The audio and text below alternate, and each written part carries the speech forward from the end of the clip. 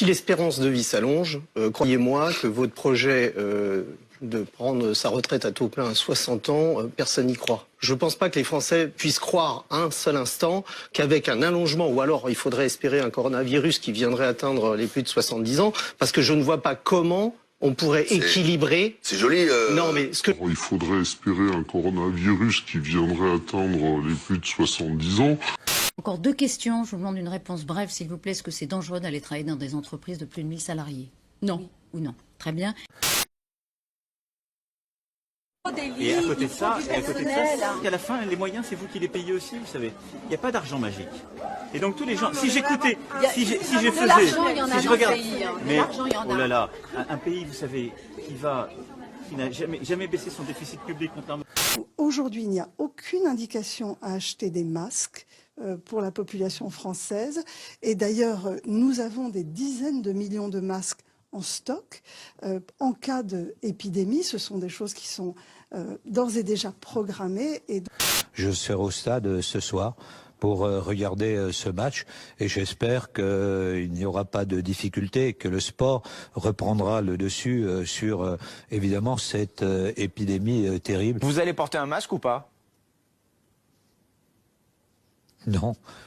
Redzer, il est hospitalisé pardon, à Mulhouse.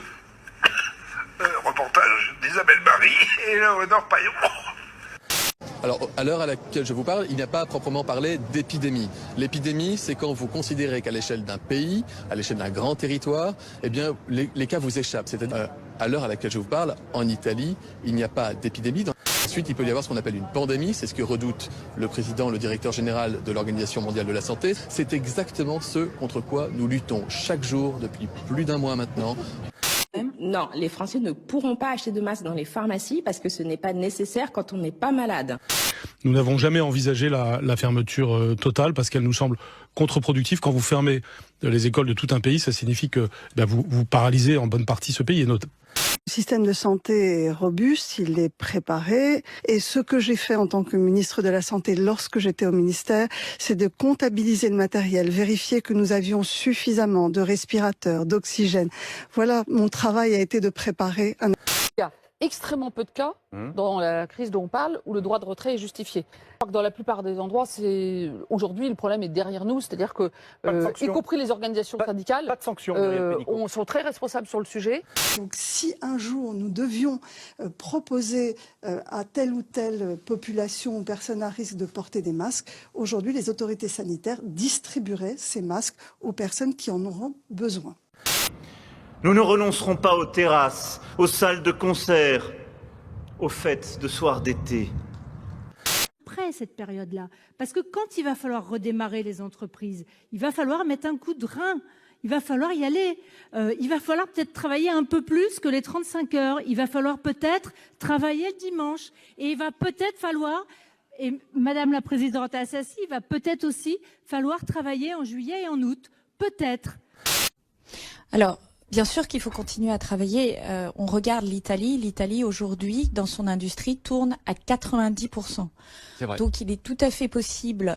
Les consignes ne sont pas assez vite comprises. Vous me connaissez, je vais les faire comprendre assez vite. Vous savez, rien n'est compliqué pour nous. On nous a expliqué que les manifestations étaient très compliquées.